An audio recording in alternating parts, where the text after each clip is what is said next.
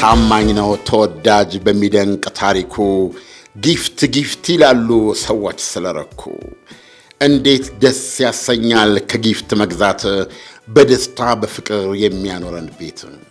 ስለዚህ ልግዛና ከጊፍት ጥሩ ቤት ነፍሴን ላስደስታት በጸጋ ሕይወት። ጊፍት ሪል ስቴት ለትውልድ ጊፍት ሪል ስቴት አለኝታ ጊፍት ሪል ስቴት ለሀገር ጊፍት ሪል ስቴት መከታ በዓመታት የተገኘ ታማኝና ስኬት። ጊፍት ሪል ስቴት ማህበረሰብን ገነባለን። ለበለጠ መረጃ ዌብሳይታችንን ይጎብኙ። www.giftbusinessgroup.com ስልክ ቁጥሮች 0984656565 ወይም 0979656565 በአጭር ቁጥራችን 8055 መደወል ይችላሉ። ጊፍት ሪል ስቴት ማህበረሰብን ገነባለን።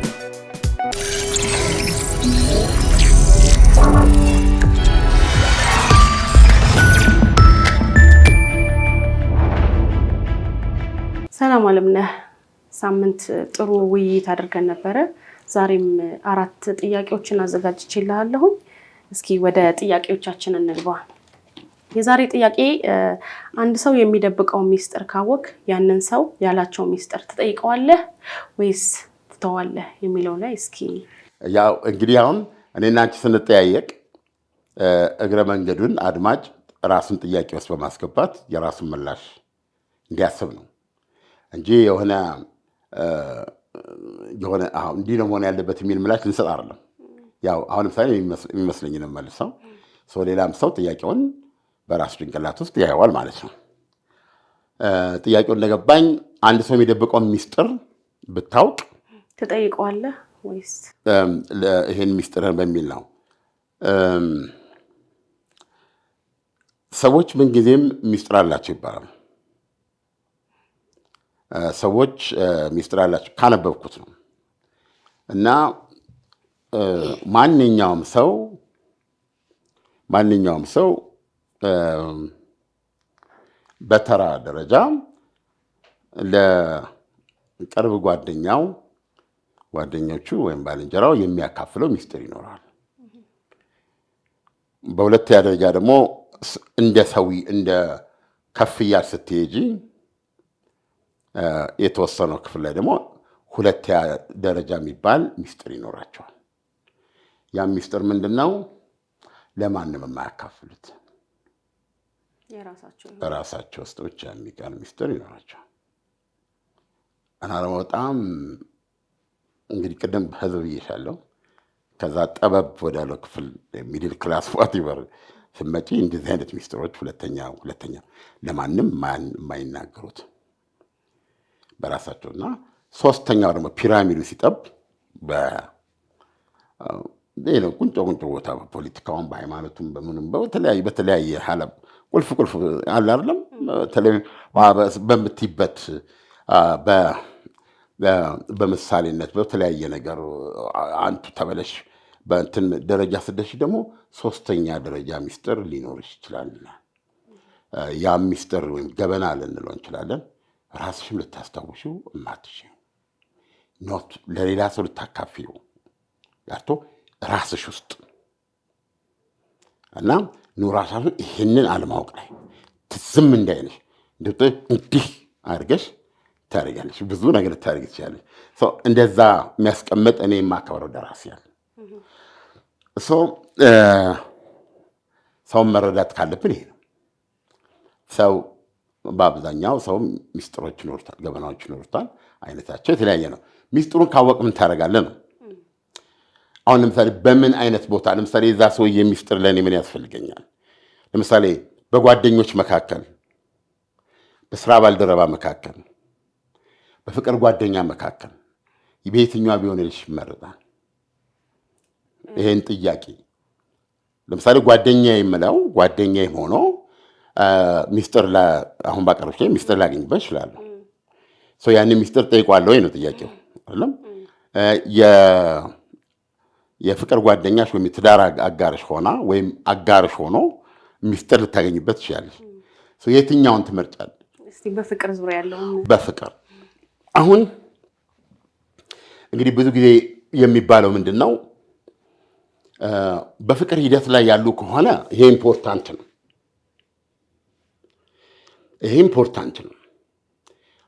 መጠየቅ አለበት። ይሄን ሚስጥር ያወቀው ለምሳሌ የገርል ፍሬንድ ሚስጥር ከሆነ ግን ለእነሱ ህይወት ሬሌቫንስ ያለው ከሆነ ወይም ይሄ አሁን እሱ ያወቀው ሚስጥር በአጠቃላይ የእሷን ሰብዕና ከመረዳት አኳያ ወሳኝ ነው ብሎ ካመነ ሚስጥሩን ሊያነሳና ሊጠይቃት ይገባል። በትዳር ላይ የሆነ ነገር ከሆነ ደግሞ እንትን ሆኗል ምንድን ይባለው ብዙ ድልድይ ተሻገርሻል። ችግር አይፈጥርም ብለህ ታስባለህ? አልኩሽ እኮ ኦልሬዲ ዳሜጅ ነው። አሁን የሚስጥሩ ባህሪ ምንድነው ነው የሚስጥሩ ባህሪ ምንድነው ነው። ስለዚህ አሁን ሰዎች ሚስጥር አላቸው ብዬሻለሁ። ግን ለምሳሌ በፍቅር ደረጃ ካየን ሁለት ሰዎች ተፋቅረው ሄደው ሊጋቡ ነው የሚሉት። ብዙ ሰው የማይረዳው ነገር አሁን በጣም በዚህ ዓለም ላይ የምታየው ጋብቻ ምንድነው የወሲባዊ ግንኙነት ዋስትና አይደለም። ዛትስ ኖት። ጋብቻ በጣም ከባድ ነገር ነው። ጋብቻ የሚባል ነገር ሲመጣ ልጅ ነው የሚመጣ ኢሚዲየትሊ እና ልጅ የምታሳድግበት ሁለታችሁም ልጅ ማሳደግ ቤት መገንባት ህይወታችሁን አለማችሁ የመኖር ሂደት ነው። ሁለት የነበረ አንድ ሲሆን ማለት ነው። ያ አክቹዋሊ የሚሰራም ነገር አለ።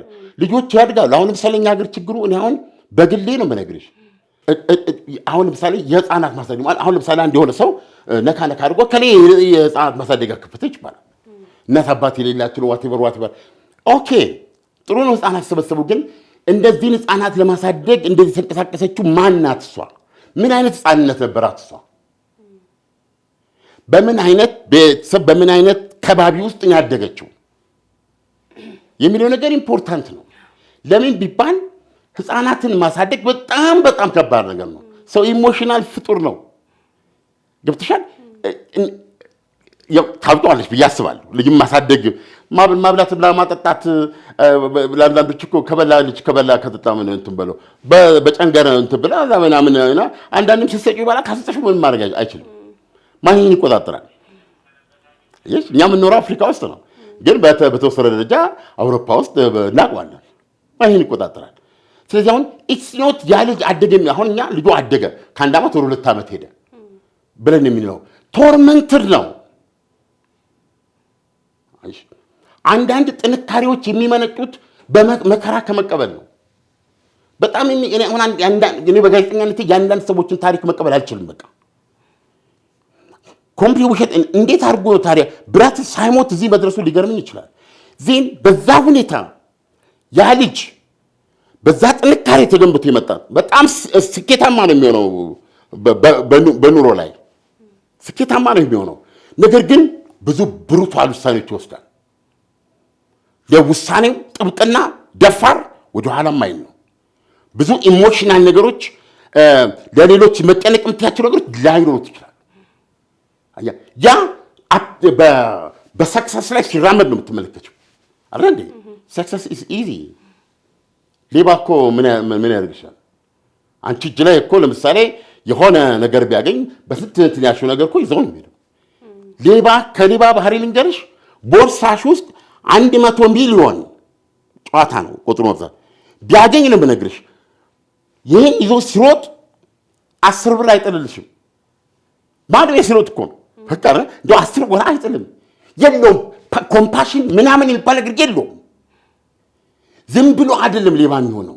he is made ከታች ደረጃ ጋር ይሄ ቅንጦት ሊሆን ይችላል። አሁን ብዙ ሲስተሞች በሌሉበት አገር ግን ምንድነው እንደሰማ እንደሌለ ያሉት ስለ አንድ ማህበረሰብ እንድነግር ከፈለግ ልጆቹን እንዴት እንደሚያሳድግ ነገረኝ ይላሉ።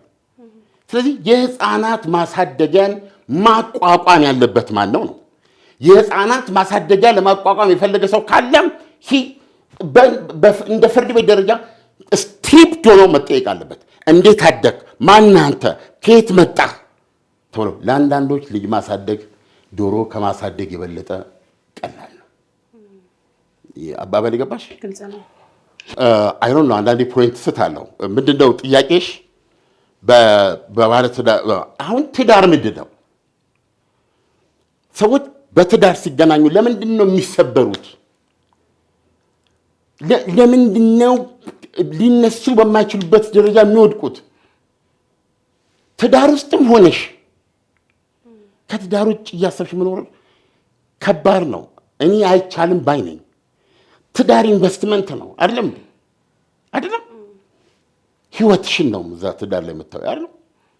ጊዜሽን ነው፣ ገንዘብሽን ነው። ስለዚህ ትረስት ያስፈልገዋል፣ መተማመን ያስፈልገዋል።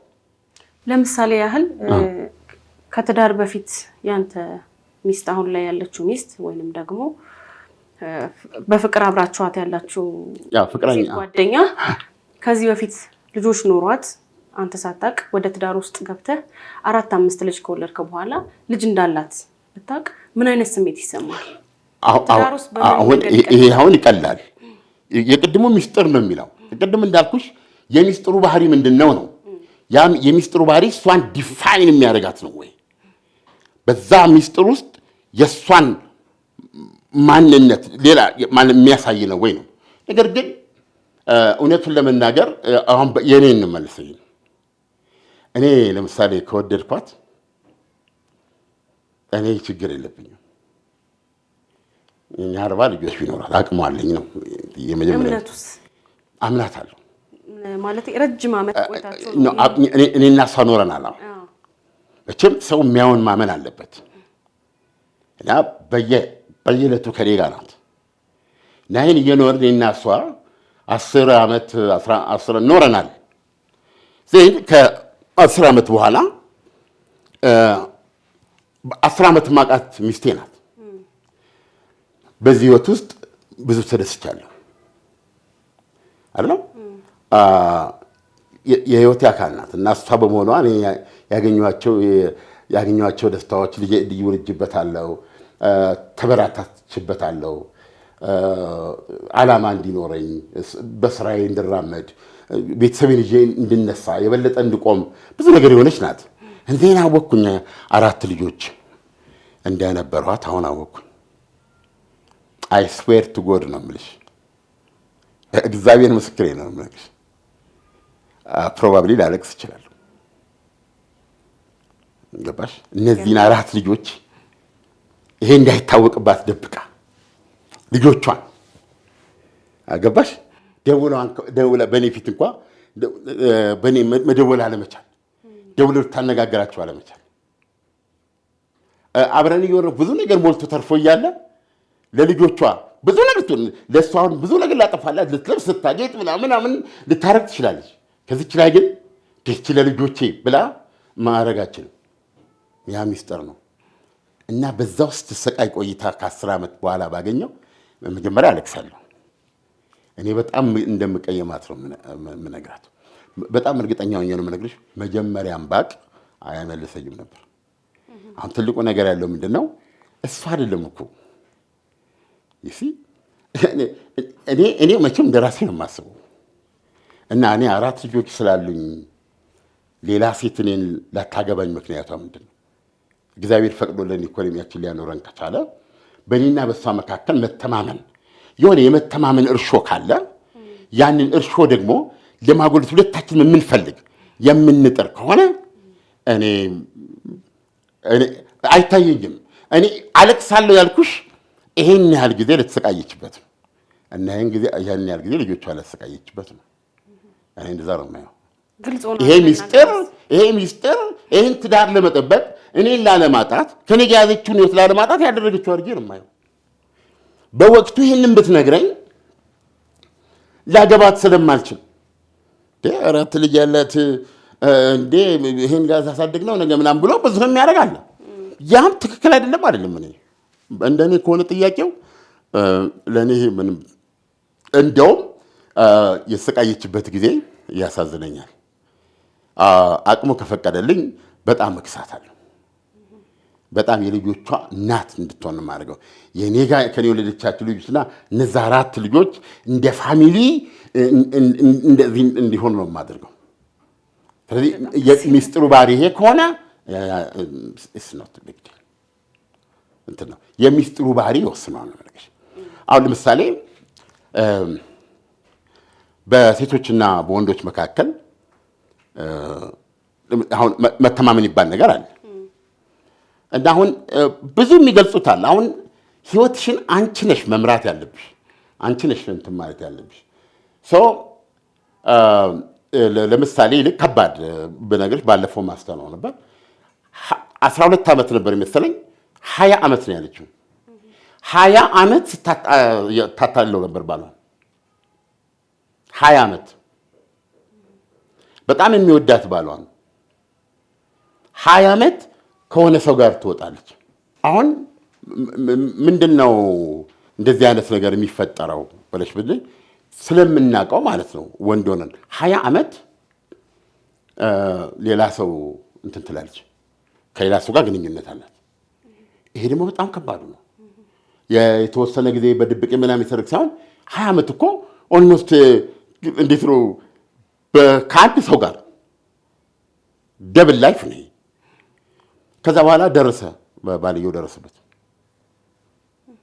ማለት ምን ይባላል መርፌና ክር ነው የሚባለው። እንደሱ ሆነው አገኛቸው። ይሄ ሰውዬ አሁን እሷ የምታቀርበው የሆነ የሃይማኖት መድረክ ነው እንትን ላይ ነው የምሰማው። እንዳሚያን ነገር ምን አለችው? ያው ሊሰማት የሚችለው ነገር ትትያለሽ እና ያን ሁሉ ካየ በኋላ አሁን እሷ የምትጠብቀው ነገር አለ። ያው ምናምን ፍቺ ምናምን ዋቴቨር ምናምን ይኬዳል። እሱ ያላት ሁኔታዎች ካለፉ ካሉ ማለት አንድ ነገር ልጠይቅሽ አላት። እና ያላት አንቺን እንዴት አለማፍቀር እንደምችል እርጅኝ አላት። አለኝ ነው የምትለው። አንቺን አለማፍቀር እንድችል እርጅኝ የሚል ነገር ነው። ኢትስ ሶ ቴሪብል ነገረችው። 20 ዓመት ደብል ላይፍ ነው የኖረችው። እንዴት ሊለየኝ አልቻለም ማለች። እኔም ያንን እንትን አድርጌ በልጅነት የልጅነት እንትን ይሆነች አድርጌ ከሃይማኖት ጋር አያይዛ ነው ያንን ነገር መቆረጥ ብቻ አይደለም እና የህይወቴ ካሳ አድርጌ አሁን እሱ ጋር ተጣብቄ ያለሁትና እግዚአብሔር እሱ አይደለም ይቅርታ የሚሰጠኝ እኔ በሚስትነቴ ባለኝ ሁሉ ወደዋለሁ ባለ ግን ደግሞ እግዚአብሔር ይሄን እንዲል ብላ ስታቀርብ ሰማው ማለት ነው። አሁን እንዲህ አይነት ነገር አደጋው ምንድን ነው? አሁን እንዲህ አይነት ሴክሬት ቢሆን ነው የምነግርሽ። ምንድን ነው የምታደርገው? እኔ መደረግ አለበት ምለው እስከነ ህመሙ እስከ ማንኛውም ጉዳቱ ጠብ ምናምን አለም ያ ግንኙነት መቆም አለበት ነው ብዬ የማስበው። አውቶማቲካሊ ግንኙነቱ መቆም አለበት። በጣም ብዙ ሰዎች የማዩት አለ እንደ ኦፍ ኦል ቲንግስ ባል ሚስቱን ሴት አዳሪ ማድረግ የለበትም እና ኢቭን አለመለያየት የሚመከር ነገር እና ከሆነ በኋላ ግን በውል ተበጥሶ ነገሮች ካሉ በኋላ ግን እንትን አለ ማለቱን እመርጣለሁ። ምክንያቱም ልጅ ከወለድን በኋላ አንቺ የኔ ሚስት ብቻ አይደል የምትሆኚ የልጆቼ እናት ነሽ። እኔ ደግሞ ለእናት የራሴ ቫልዩ አለ፣ እናት አባት አለ እና አሁን እኔ እናቴን ብትወስጂ እንትን ናት ማትሳሳት ምንም ማትል በጣም ንጹህ ፍጡር አይደለም በጭንቅላታችን ውስጥ ያለ ስለ እናት ያለን ኢሜጅ እና አንዳንድ ጊዜ አሁን ወደ እናትነት ሚና ስለምትገባ የልጆቼን እናት አሁን እንደዚህ ብሎ ማሰብ ያስፈልጋል። የኔ ቴክ ብለሽ አስበሽ ግን ለልጅሽ እናቱ ናት እና በፍጹም አይገናኝም የኛ እይታ። ስለዚህ እዛ ውስጥ ከሆነ በእግዚአብሔር እርዳታ እንትን ማለት ነው። ግን ጉዳቱ ከባድ ነው። አሁን እንደምትመለከችው አብረው የለፉበት አብረው የጣሩበት ነገር አንዱ ተጎጂ ሆኖ ሌላ ሁሉን ጠቅልሎ የሚወጣበት ነገር አለ። ልጆችን ለምሳሌ ኮንትሮል በማድረግ በልጆች አማካኝነት ፓወር አግኝቶ በጠላትነት ባልና ሚስት እኮ ማለት ሌላ ሰው አላውቅም ያንቺን ያልማውቀው ሰው የለም እና ማት ነገር ታያለሽ። እና አንዳንድ ጊዜ የሚስጥሮቹ ባህሪ ወሳኝነት አለው። ያ ሚስጥር ግን ከሌሎች 4 ልጆች ነበሯት የሚል ከሆነ ከኔ በፊት የነበሯት የኔ ልጆች ናቸው። ስለዚህ ሚስጥር ያው ይለያያል ማለት ነው። ይሄ ሚስጥር በምንም ተአምር ቤቴን አያፈርሰው። በጣም አመሰግናለሁ። እሺ ሰው ራሱን ሳይወድ ሌላ ሰው ይወዳል ብለህ ታስባለህ? አይችልም። በልምምድ ግን ወደዛ ሊመጣ ይችላል። እስቲ አያይዘህ አንዳንድ ሰዎች ራሳቸውን የሚያጠፉ አሉ። አፈቀር እኔ ራስን ማጥፋት ከእንትን ጋር ነው የማያይዘው። የሚያብዱ አሉ። ማበድ እንኳ ይሄ ማበድ እንደ ሰዎች አንዳንዶች ስስ ናቸው። አንዳንድ ሰዎች ስስ ናቸው፣ ያልተወሳሰቡ ናቸው። ቅድም አንዳንዴ እንዳልኩሽ ሃርድሺፕ ያወቀ ልጅ ጥሩ ነው። በዛ ምክንያት ሊያብዱ ይችላሉ። አእምሯቸው እንትን ሊል ይችላል። የአንዳንዶች እምነት ለምሳሌ ኤክስፒሪየንሳቸው በጣም መሬት የሆኑ ሰዎች ሊሆኑ ይችላሉ። ለምን ታዲያ በምሳሌ ያልሰጠሽም ተጨባጭ ምሳሌ አንዷ ከልጅነት እስከ እውቀት ምኞቷ አንድ የምትወደው ሰው አግባት ነው እና አንድ የምትወደው ሰው የፈረንጅ ታሪክ ነው፣ አግብታ መውለድ ነው እና ልጆቿን እንዴት አድርጋ እንደምታሳድግ እንዴት አድርጋ ቤት ሲመጣ እንዴት አድርጋ ቁቱን እንደምታወልቅለት እንዴት አድርጋ ሰርታ እንደምታበላው ልጆች ምናምን እየሮጡ ሲሰበሰቡ በቤተሰብ መሀል ይሄ ድሪሟን እና ያው አንድ ሰው አገባች እና ያ ያገባችው ሰው ያው ትዳርም እንዲህ ይላል እና ሁሉ ነገሯ የሱ ነው እና ለሱ መኖር ነው የምታውቀው እና የምትወልድበትን ጊዜ ነው የምታውቀው። እና አንዳንዴ ደግሞ የሰው ባህሪ አውሬንን ሰዎች ብዬሻል ነው። አንዳንዱ ደግሞ ቻለኝ ምርገና እሷን እየተጠየፈ መጣ እና እሷ ግን አስቀድማ በህይወቷ አስባላት ኮሚትመንት እሱን አለማስቀየም ላይ ነው የምትኖረው። ሰው ኢቨንቹዋሊ ሞቅ እያለው ሌላ ሴት ይዞ መጥቶ ሌላ ክፍል ቤት ውስጥ ያድራል፣ ያሳድራል። እሱም ተቀበለች እና ሌላ ጊዜ እንትን አድርጋ የምትወስደው እርምጃ የለም። እንዴት ግን ልጅ ሊሰጣት አልቻለም? እንግዲህ ይህ ማለት ብዙ ነገር አለው። አንድ ወንድ ልጅ መውለድ ካልፈለገ ብዙ ነገር ማድረግ ይችላል። መጨረሻ ላይ አበደች። አብዳ ሳናቶሪየም ይባላል በእነሱ፣ እዛ ትገባለች። የአእምሮ ይሄ ምንድን ነው የአእምሮ መታከሚያ። እዛ ምንድን ነው የሚያደርጉት? በጣም ከፍተኛ በር ነው የምትከፊው፣ ሀብታም ስለሆነች ነው። እዛ ምንድን ነው የሚያደርጓት? የእሷ ሁሌ ጠዋት ጠዋት ምጥ ይመጣባታል። በቃ ይሄ ነው ሩቲኑ፣ ይሄ ነው። በተረፈ ሌላ ነገር ኖርማል ናት። ምጥ ይመጣባታል። ያኔ ሲመጣ እንትን ይዘው ምንድን ነው አንድ አምቡላንስ ምናምን እያሉ ከዛ ነጭ ጋውን ያደረጉ ይወርዳሉ፣ ምናምን ያደርጋሉ፣ ያደርጓታል። ከዛ ይሄ ውለጂ ምናምን የሚሉት ነገር እንድትደረጋለች አሻንጉሊት ትሰጧታል ማለት ነው። ያንን ይዛ ስታስተኛ ምን ስትል ነው የምትውለው እና በስነ ስርዓት ትበላለች። ሌላ ነገር ምንም ነገር የለባትም። ሰው አንድ ቀን ጉብኝት ሲደረግ ይሄ ታሪክ ሲነገር አንዱ በጣም የሚሰማውና እንደ ልትድን የምትችልበት መንገድ የለም ከዚህ ልትወጣ ሲል ዲሬክተሩም ልን ያሉት ለምን ሺዝ ሃፒር እዚህ ደስተኛ ነች ተዋት እዚህ ትሁን እና ያሉት። ገባሽ አባባሌ? አንዳንድ ሰው ፍቅር የማይሰጠው እሱ ፍቅር ስለሌለው ነው። አልተፈቀረም፣ ኬር አልተደረገለትም። ግን አሁን ፍቅር ማለት ምንድን ነው? ለምሳሌ ፍቅር አይሰጠኝም ማለት ብዙዎቻችን ለፍቅር ያለን ትርጓሜ ይለያያል። የአንዳንዶቻችን የፍቅር መገለጫ ሌላ ነው፣ የሌላ ፍቅር መገለጫ ሌላ ነው፣ ሌላኛው የፍቅር መገለጫ ሌላ ነው። ይሄ በልዩነት ነው። ነገር ግን ሁላችንም የምንሰጠው ያገኘነውን ነው የምንሰጠው እና እኛ ካልተፈቀርን ስለ እኛ ኬር ያደረገ ከሌለ ወይም ይህንን ነገር ከራሳችን ውጭም ቢሆን ከመጽሐፍም በዩ ከህይወት ተሞክሮም በዩ ወይም በራሳችን በተፈጥሮ የሆነ ነገር አድርገን ያ ነገር ከሌለ የሌለንን እንዴት ልንሰጥ እንችላለን? የሌለንን ልንሰጥ አንችልም። ግን ይህን ከማወቅ ይጀምራል ችግሩ ለመፍታት። ይህን ከማወቅ ይጀምራል እና ዶስቶቭስኪ የሚባል ደራሲ ምን ይላል? ሲኦል ማለት ይላል ለማፍቀር ያለመቻል ስቃይ ነው ይላል። ኢት ኢዝ ኖት ሌላ ሰው ሊመስልሽ ይችላል። ሰዎች ሊቀያየሩ ይችላሉ። እነሱ ጋር ነው ችግሩ። አንቺ ነሽ ማፍቀር ያልቻልሽው። አትነኪም፣ አትሰበሪም እና ፍቅር መውደቅ ይጠይቃል። አትወድቂም እና ሁል ቀን ኦፕት አውት ለማድረግ ነው የምታስበው። ሁል ቀን ስጋት ላይ ነው ያለሽው። ይሄ ነው እና ግን ይሄንን ከማወቅ ይጀምራል። ሁላችንም ብዙ ነገር የለንም። የሌለን ነገር ካወቅን እናመጣጥነዋለን። ብዙ ጥረትን ታደርጋለች በህይወትሽ፣ ብዙ ጥረት በሕክምና የተለያየ ነገር። ግን ጄኔራሊ ራሱ ያልተፈቀረ ሰው ሌላ ሰው ለማፍቀር አይችልም።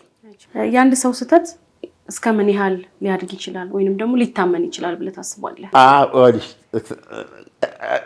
እኔ መልሰው እኔ በምረዳው ነው። እኔ በጣም ቴዎሬቲካል የሆነ ሰው ነኝ። በተግባር ውስጥ አታስቀምጪ። ግን ፓተርን የሚባል ነገር አለ። ፓተርን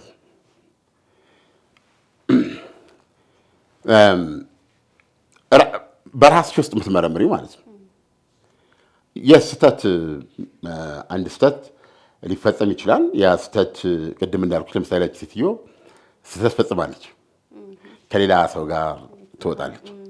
ኦኬ አንዴ ወጣ አእምሮዋ እንትን ብሏት አልተመለሰችም። ሁለቴ ሶስቴ አራቴ አላቆመችም። 20 ዓመት ኢትስ ፉል ላይፍ፣ ሙሉ ህይወት ነው። አሁን የሰውዬችን ሴት ትረስት ማድረግ አለበት። አልመክረውም። አባባል ገብቶሻል? አልመክረውም። ስህተቶቹ በጣም የተደጋገሙ ስለሆኑ 20 years ይሄ ህይወት ደብል ህይወት ነው። እንደሱ ፕሪንሲፕል ነው። አንዳንድ ሰው ከዚህ የበለጠ ሰው የተወሳሰበ ነው። ግን ጄኔራሊ ስንመለከተው ያን ያለው። ሁለተኛ ሰዎች የሚሳሳቱት ሊሳሳቱ ስለሚፈልጉ ነው። እኔ በዚህ አላምንም። ሰዎች የሚሳሳቱት ሊሳሳቱ ስለሚፈልጉ ነው። አንዳንድ ቀን ሲደጋገም ነው ወይስ ኖ ይፈልጋሉ። ላይክ ለምሳሌ አንዳንዶቹ ቪክቲም ውድ የሚወዱ አሉ። ቪክቲም ውድ እኮ በትልቁ ደረጃም እኮ የፖለቲካ መሳሪያ ሆኖ ታየዋለች አለ በዓለም ላይ ተጎዳው እንትን አልኩኝ ብሶት ማለት ነው። የብሶት ፖለቲካ የሚባል ነው። ለምሳሌ በፖለቲካ ደረጃ የብሶት ፖለቲካ ስንት ዓመተኛ ሀገር 50 ዓመት 60 ዓመት እንትን ማለት ነው። ስለዚህ ሁል ቀን ይሄንን ፓተርን ጭንቅላትሽ ላይ ካልቀየርሽ ከ100 በረከቶች ውስጥ አንዷን ነገር ይዘሽ ያቺ ትበቃሻለች። ያንን አስከፊ ውስልትና ለመፈጸም ያቺ ትበቃሻለች። ካለው ያቺ እዛች ያለችው ያቺ ነገር ትበቃሻለች። ያን ሌላውን አታይም። ለምንድን ነው ያላየሽው? ምንድን ነው እይታሽን የጋረደው? ሰውነትሽ የለመደዋል። ያድግግሞሽ ነው።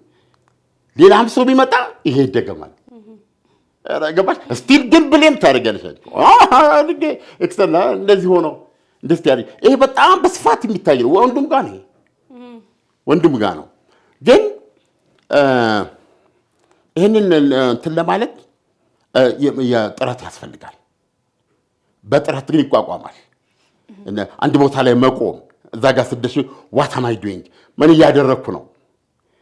ገብቶሻል? የነበሩ ያለፉ ፒክቸሮች ይመጣሉ አይደለም? ራስን ስቦ ማውጣት እና እነዚህ ፓተርን የሆነ ነገር ግን አይድንም ማለት አንዴ የሆነ ነገር በዛ ሰው ህይወት ውስጥ ከዚህ በፊት ሆኖ የማያውቅ ለምሳሌ በባል እንውሰደው። ባሏን ስትይዘው ከዛ በፊት በራሷ ባጣራችው መንገድ አብራ በኖረችው 5 እና 6 7 10 ዓመት በትዳር ውስጥ ከመግንት ማለት ይሄ ነገር አላየችበትም። ይሄም ታሪክ የለውም እንበል። ግን ትዳር ውስጥ ከገቡ በኋላ እንዲህ አይነት ነገር ውስጥ ብታገኘው እኔ ይሄን ትዳር ለማዳን ጥረት ማድረግ አለባት ብዬ ነው የማስበው። አባባል ገብቶሻል? this is purely ስህተት ነው የፈጸመው። አሁን ይሄ ፓተርን የለውም። ቢያንስ አንቺ ባወቅሽው 10 ዓመታት ከዛ በፊት በነበሩት ባሉት ታሪኮቹ ላይ የሌለ ነው ይሄ ነገር። አንዳንዴ እኮ ቀናኢ መሆን አለብሽ። ትዳርሽን ማዳን አለብሽ። አሳልፈሽ ለአንድ በሆነ አጋጣሚ እኮ ሰዎች ማታ ፓርቲ ላይ ፔንጃይ ሲሉ እኮ እንትን ይላሉ እና ያንን አድርጋ እንትን ትችላለች። አንቺ ያኔ ትዳር ትችላለች። ግን ስታዩ ከዚህ በፊት ሁለቴ ያርጉታል። ከዚህ በፊት ብዙ አልፋቸዋል። አሁን ከደገመው መመከሽ ስቶፕ ኢት። ይሄ በሽታ ነው። ይሄ ሰውዬ አይድንም። ፓተርን ነው። ጊዜ ጠብቆ ስህተቶቹ እየተደጋገሙ የሚሄዱ ናቸው እና እንደዚህ አይነት አመለካከቶች ያስፈልጋሉ። ስለዚህ ያ ሰውዬ መቼም ሊታመን አይችልም። አይደለም አንዴ፣ አይደለም ሁለቴ፣ ሶስቴ ወደቀ እኮ። ይሄ በእውነት ውሃ ቅዳ ውሃ መልስ ነው። ውሃ ቅዳ ውሃ መልስ። ስለዚህ አይመከርም። በጣም አመሰግናለሁ። እሺ የመጨረሻ ጥያቄ፣ የሰው ልጅ በፍጹም ራሱን የሚዳኝ ነው ወይስ ባልንጀራ ያስፈልገዋል? ውሳኔ ሲወስድ አንድ ሰው ብቻውን መውሰድ ያለበት ብዬ የማስበው። ምክንያቱም ሰው ስብስብ ነው። ይሄን ልነግርሽ እፈልጋለሁ። መጀመሪያ ባልንጀራዬ የምትሆን ሰው እቂ። ባልንጀራዬ ለማለት የሚያበቃሽ ብቃት ይኑርሽ በዛ ጓደኛሽ ላይ። እሱ ሆኖ ከተገኘ አይዶማይን ባልንጀራሽን ሰምተሽ ብትወስኝ፣ ለውሳኔሽ አካል ብታደርጊው። ግን ባልንጀራ ምንድን ነው? ለምሳሌ ባልንጀራ እኔ እንደ ወንድ አብረን አንድ ቦታ እንውላለን፣ ፊልም እንገባለን ወይ ምናምን እናደርጋለን።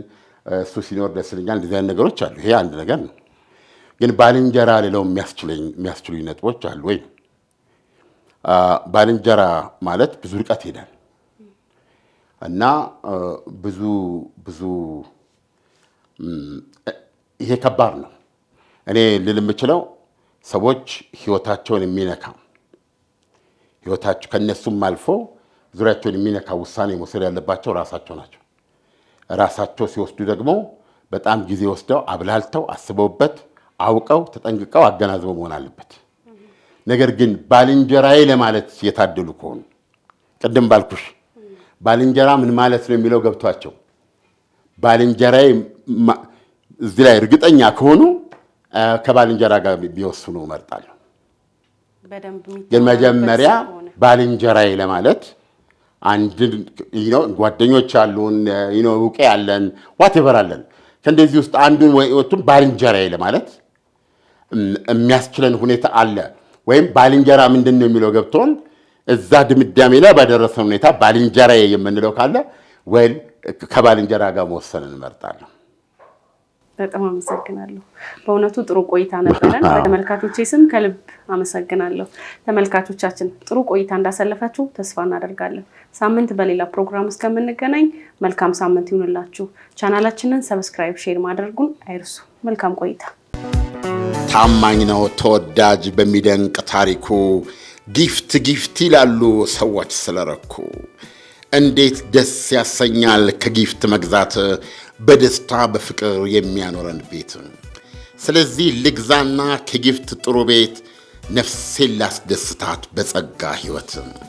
ጊፍት ሪል ስቴት ለትውልድ ጊፍት ሪል ስቴት አለኝታ። ጊፍት ሪል ስቴት ለሀገር ጊፍት ሪል ስቴት መከታ። በዓመታት የተገኘ ታማኝና ስኬች ጊፍት ሪል ስቴት ማህበረሰብን ገነባለን። ለበለጠ መረጃ ዌብሳይታችንን ይጎብኙ። www.giftbusinessgroup.com ስልክ ቁጥሮች 0984 65 65 65 ወይም 0979 65 65 በአጭር ቁጥራችን 8055 መደወል ይችላሉ። ጊፍት ሪል ስቴት ማህበረሰብን ገነባለን።